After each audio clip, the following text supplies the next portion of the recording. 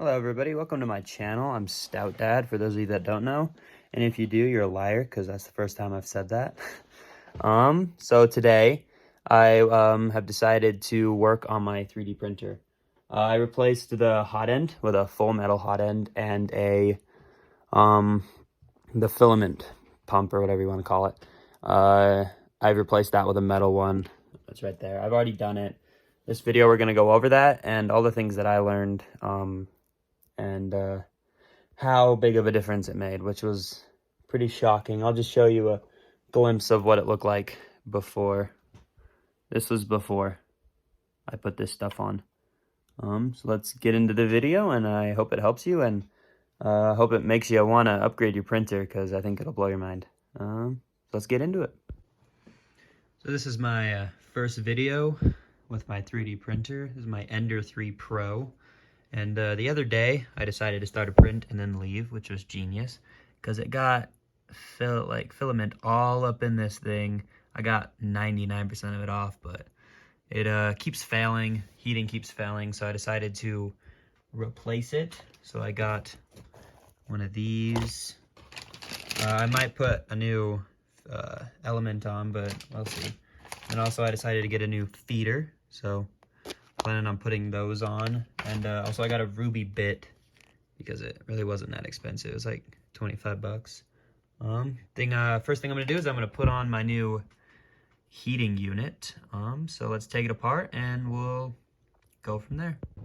Okay, so I've removed the two screws that were right there, and now it's loose. I had the element was stuck, so I actually turned it on, which is probably not a good idea, but it came right out. Also, the thermostat was stuck, so that helps get it out too. I'm just gonna clean them off. I just barely hit them with the brush, but hit a little bit better because I really don't want to replace that. I think you have to solder it, and I currently don't know where my soldering iron is. So I'll be right back once I get that clean, and we'll move on from there. Okay, there it is. The only thing connected right now is this line that actually leads to the, whatever you want to call that. So yeah, I guess we'll just remove that little bolt, whatever you want to call that, and move for there.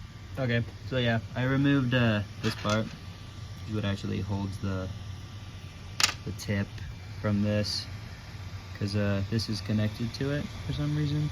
It goes all the way into there. Yeah, make sure that's cold. Mine was relatively cold, but yeah, I'd recommend you make sure it's completely cold.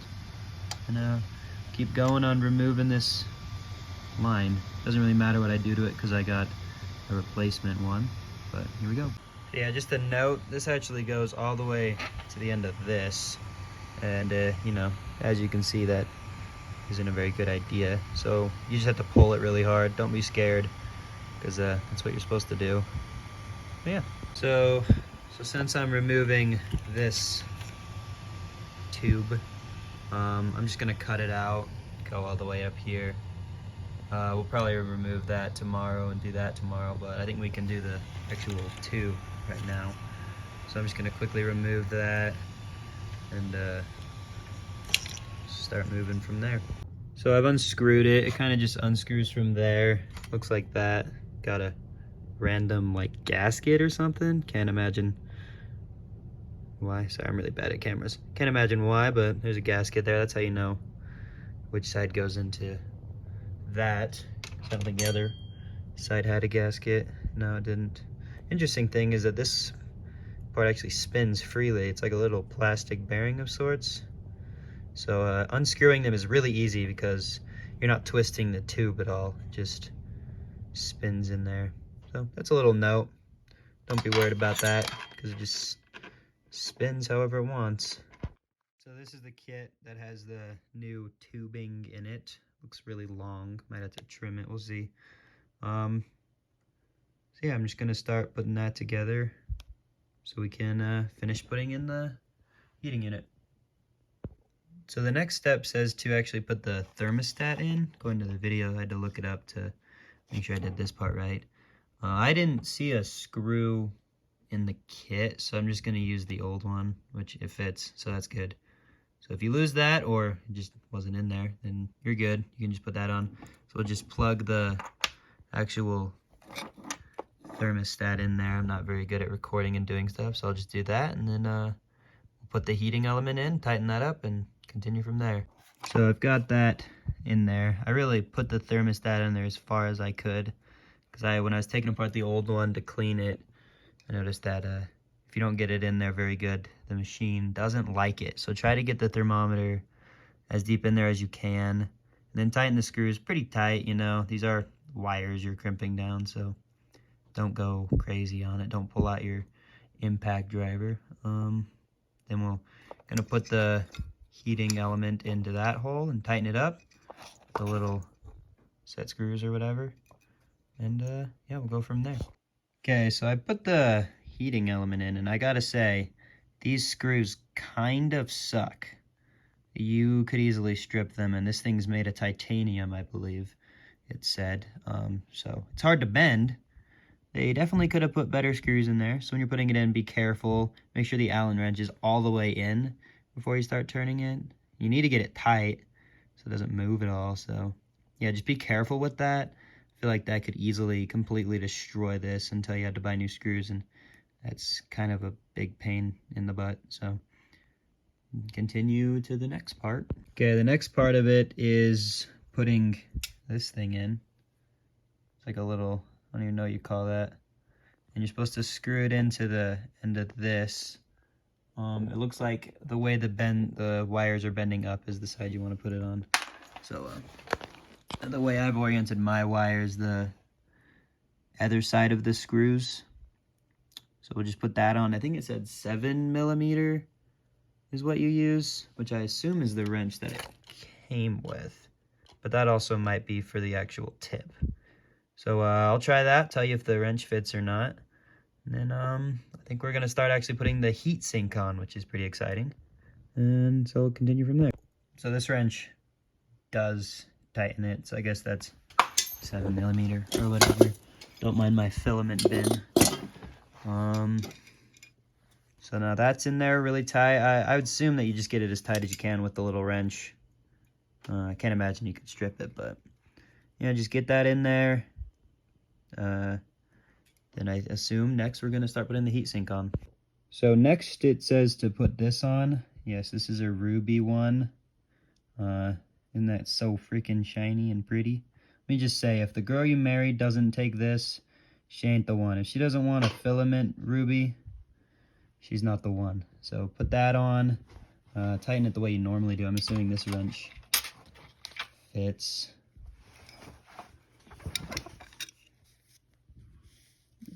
Yeah, so we'll just tighten that up and get to the next part.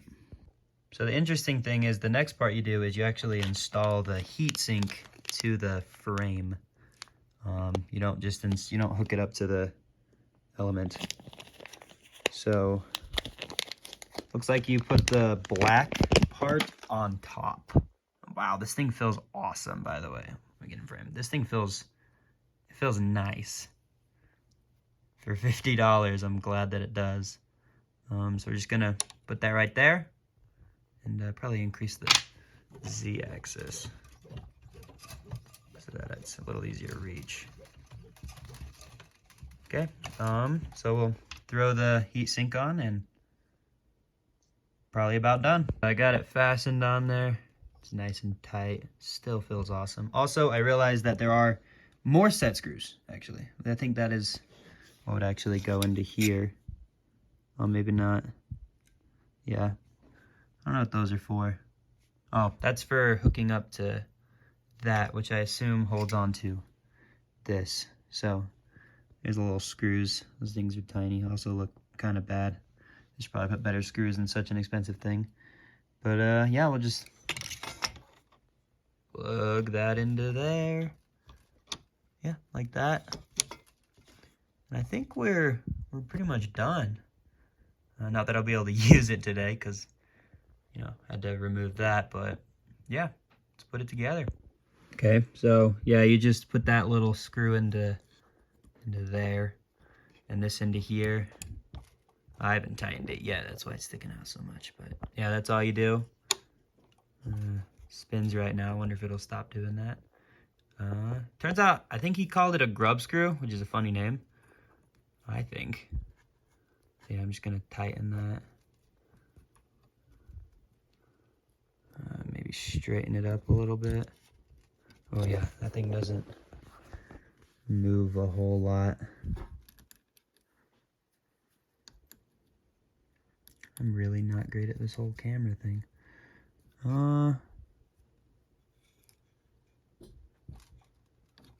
Yeah, it's a little bit better. Get that thing nice and tight. Screw that. Yeah, we're hitting the home stretch. So let's continue to the next part, which is probably just hooking up the tubing, which I'm probably gonna do tomorrow. So yeah, let's do that. So I've decided to just do this right now. Hopefully this doesn't take forever, but I bought a new whoever reads Mandarin or whatever language that is will know what that says.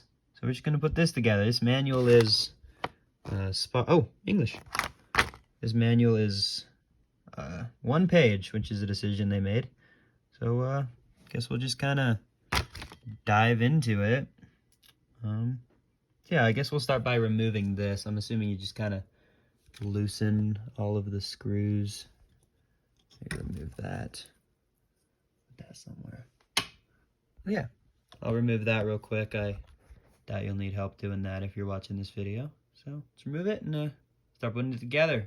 So some interesting things while I was removing that I noticed is you have to actually remove the spring from this, or just like pry your Allen wrench in there and just remove it, because there's a screw right here. If I can get the angle right, yeah, right there. Also, this screw right here is for some reason bigger than the rest. Also, just remove the set screw that's in there. Also, another weird thing is this is a magnet, and as you can see, only 2 of the things that I've removed so far are magnetic. And one of them is the spring. The rest of the screws are made of like stainless or something, which is weird. I've never really seen that in anything I've ever taken apart. So yeah, we'll just, I think you have to remove this brass spinny thing, which is weirdly hard. Oh wait, no, you can just remove this. Yeah, we'll get to that. Remove the plastic part. I assume you just pry this off. Then we'll start putting the metal thing together, which is pretty much completely taken apart. So let me remove that and I'll get back to it. There it is, all removed. There's just 4 screws on each corner. Weird thing is that the motor is actually held up by those screws. So either hold on to it or it'll just fall like it did for mine. Can't imagine it's that big of a deal. Let's see if I can just remove this. Just holding it up. Wait, did I not there's 2. Yeah, there's 2 screws. Okay, that explains why it wasn't coming off. So I'll remove that. Then we'll get to manufacturing. Okay, all the parts are in there. Not a whole lot of parts, I must say. There's like 4 screws, this little spinny bearing thing, this brass thing that, if you can see that, that thing is chewed up. All it's ever really gone through this is PLA. So that's probably not very quality stuff. Yeah, look at that. That's weird. If I can get it to focus. That is weird. I don't know if you can really see it on the camera, but there's like a groove in there. So this thing is not going to last you very long. So we're going to start putting it together now. There's all the parts. Pretty easy to remove. Just the spring and the 4 screws, and then the 2 set screws on the thing attached to the motor. So yeah, just put that aside and open up the bag. I guess it's already out. Cool. So here's pretty much all the stuff. There's this bag that has 2 socks or whatever and springs, but I've already replaced those. Maybe I'll do it because yellow is not the best color. Black's a little better. Still not tall enough, but whatever. That's what happens when you buy a cheap printer. So yeah, here's all the things. Not a whole lot going on. There's the bearing thing. This is also made of brass or something similar. Also has 2 screws. So we'll see how long this lasts, especially since I'm planning on doing carbon fiber. Just the purpose of doing all this. So yeah, there's these. Interesting. Looks like they go on the... They hold the thing together. They don't actually attach it to the motor. Weird. Yeah. So I guess I'm going to try to decipher this Latin, and I'll tell you what I come up with. So the first thing that I've done is I got the longest screw, I believe. It's long. It says it's like 18 millimeters or something. 18 column. Never heard of that being used to describe a screw. Then there's this insert in there, like a spacer of sorts. So make sure you don't lose that. That's to make sure you can tighten the screw without it making this arm stuck. Kind of like a bearing of sorts. So yeah, I'm probably going to put that on to this and start attaching it to the motor. So I'm going to put these two screws on, and then we'll start putting the rest of it together. I feel like this is the easiest way to do it, just because now this arm is fixed. Probably put these corner screws on, which looks like they're, yeah, they're these, the ones that are curvy on top, instead of the ones that are curvy on the bottom. So not the ones that are countersink. Oh no, one of them is. Yes, the one underneath the spring is the countersink screw. It's the one that is going to be flush. So yeah, we'll put all those screws on. The smaller mushroom screws and the countersink one. And yeah, seems pretty easy. So I changed my mind. I'm going to do that, but I'm going to put the bearing on. So what you're going to do is you're going to grab this screw that's got like ribs on it or something, and the lock washer. Put that on there. It's the washer with a cut in it. And then this bearing, which is what spins. You put it right there, and then you're going to put these two screws on and tighten it. I assume you can go pretty tight because it's a bearing and you're just crushing the middle. So yeah, let me put that on real quick, put the camera down. I can find the right Allen wrench. Actually, I'll just put it on. I need to go find another Allen wrench. So yeah, I put it on. I got it really tight because it has a lock washer, so can't imagine it's too easy to over torque this thing.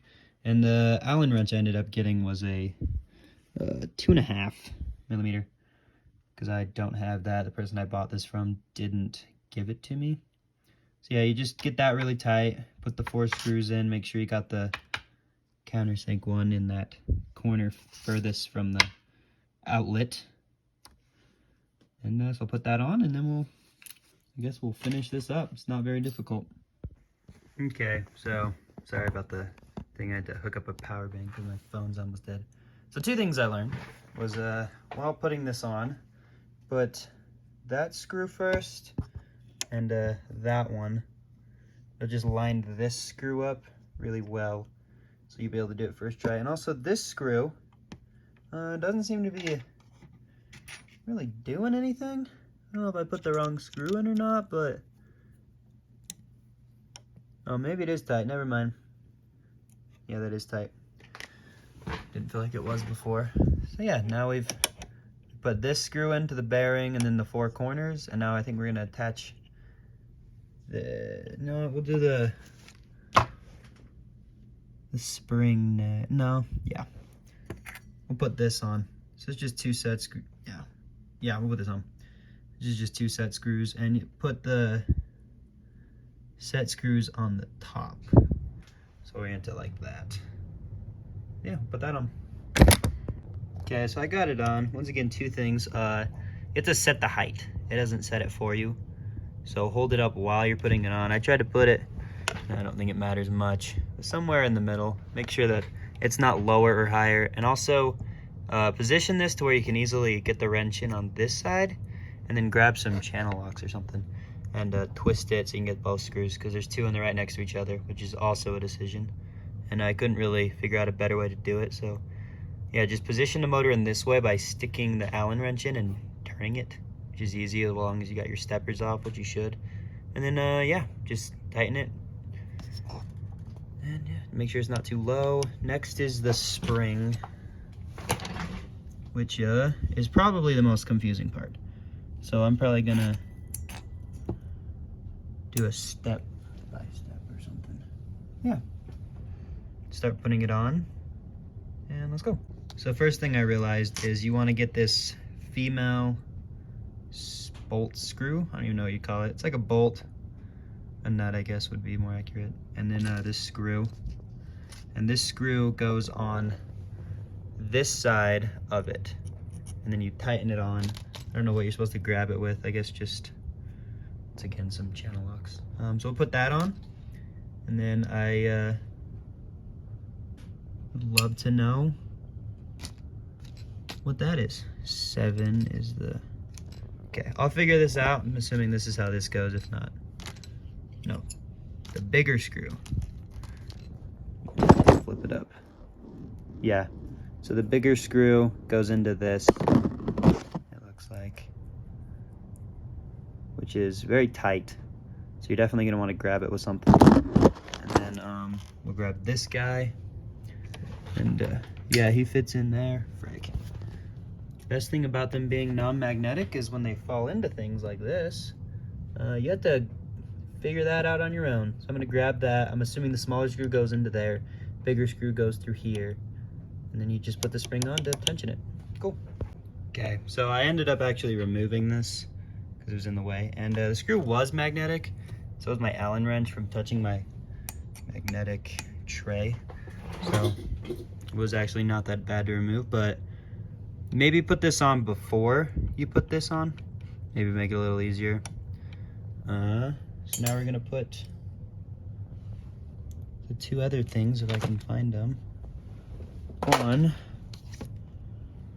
and go from there. Yeah, I'll have to find that. That's fun. So I actually ended up losing that piece, which means magnets are not idiot proof. I'm living proof of that. So I just got a nut and a screw, and it should still do the job. Hopefully it doesn't over tension it. So just got to get the spring into there. I think it will make it too tight, but until I find that piece, I'm kind of up a creek. So I'll try that so I can get this project done. Then I'll probably do it right later. So first off, we're probably going to want to put the ribbed thing in, because I feel like the spring's going to make it hard again. So we'll do that. Sweet. So I put the brass thing on. Yeah, it's too thick to even put the spring on, so I'm just going to hope that I find that.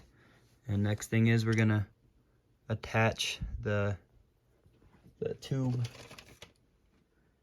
to both parts, which hopefully isn't too insanely difficult. But it might be, because this has become way harder than I thought it would be. So I'll start by, this is the new part, I believe, yeah. So that screws into there. Start by doing that. Tighten it down with your strip awl. Doesn't need to be too tight, I assume. Should I turn it the right way? Yeah, just kind of nice and snug. Nothing too crazy. And then we're going to grab this. We're going to shove it in. I can't imagine you can shove it too far.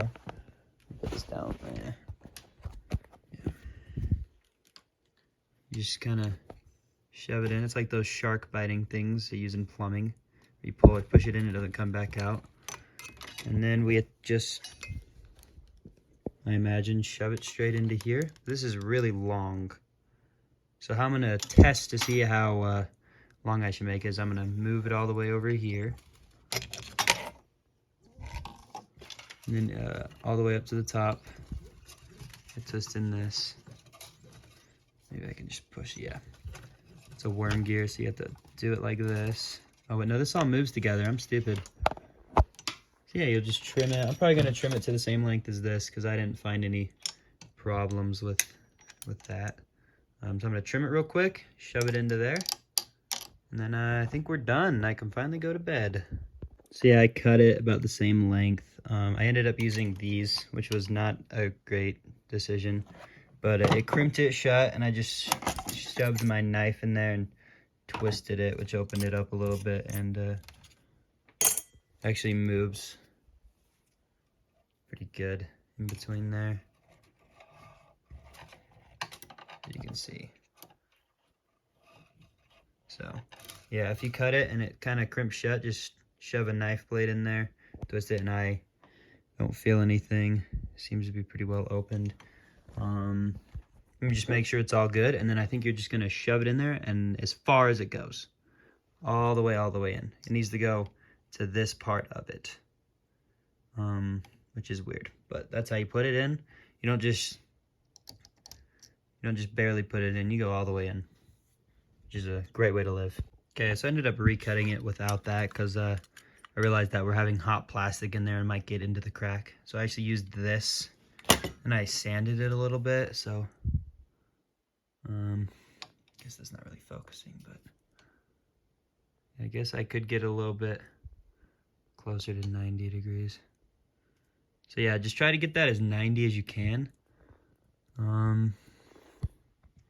Because you have plastic in there, and if it gets stuck in between this and that, you're gonna have a less great day than you would like. So yeah, get that as 90 as you can and just shove it in there. Okay, so I messed up. This actually doesn't go very far in. That's why it's called all metal. It ends like right about there. So I actually broke this. It was a freaking pain. There it is, broken. I cut it again. So yeah, when you're putting it in, it doesn't go very far in.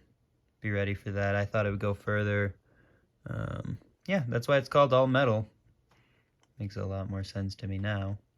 Because the old one, the tube went way down to the end of this middle screw. It was like right there, which is really close to the heat, the hot end. So this plastic was getting really hot, I'm assuming. I was only doing PLA, but yeah, so it doesn't go very far in. Be prepared for that. Now, just gotta put it back together and give it a test. I ended up getting it pretty good by sticking it on the table and then slicing it. As you can see, that is pretty freaking straight and good. Then I just kind of rubbed it once against the sandpaper, make it a little smoother. And now I think we're ready to put it in. So try to get it as untwisted as you can. And I think you just shove it on in.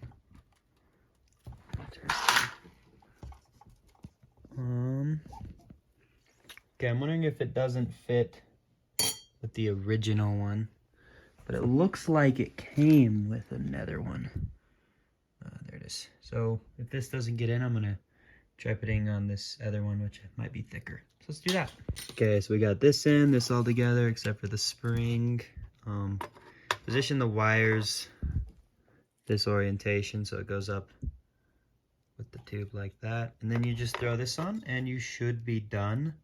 I'll finish this video once I find that part that actually holds the spring on, and then we're going to test another Bunchy. This was the, where is it? Yeah, we'll just test another Bunchy, and I'll show you the one that I printed right before this to kind of show the difference between these mods. I'm gonna use the same G code, and so yeah, once I got it all ready to go, I'll print something out and we'll see the difference. Yeah, there's actually a few more things that you got to do. Well, once you put it all together, I shouldn't touch that, it's heating up. You're supposed to heat it up and tighten that thing and that, because thermal expansion and stuff. You want to make sure that nice and tight even when it's hot. So I'll do that real quick once it's hot, which it is. I'm going to do that real quick. Just gonna give it a nice tighten. Okay, it wasn't really loose, but yeah, then we'll just put this guard back on and you're good. That got the wrench warm, which is interesting. Cool. So once I find that thing, we'll print it out and test before and after. Okay, so last night I did a little work on this thing. I actually figured out how to do the spring. Alexa, light on. Okay. So the spring... By the way, you can save energy by timing your smart lights to turn on or off when you want. No. Just ask me to turn off the lights in 15 minutes. Shut up. So the screw actually was threaded. I don't know how I didn't notice that. Sometimes my ingenious marvels my own mind. So yeah, that screw goes in, and I found this thing, and it doesn't seem to be needed. Since I was able to print this gorgeous Bunchy. This thing is flawless. You can even see the thing on the bottom. You can kind of tell that there's words there. This thing is amazing. Here's the previous one I found it. This was right before, with all the problems it was having. Pretty crazy difference. So yeah, I would say that upgrade is well worth it, especially if your printer's not printing very good. Those two upgrades will completely transform your printer and make it print way better. I'll drop the links down to what I put on. I'd highly recommend it if you have an Ender 3, because this thing should be able to print nylon now, which is kind of like the king of difficult prints. So yeah, thanks for watching. I hope it helped if you were also trying to put this together, because this part was kind of confusing. Yeah, have a good day.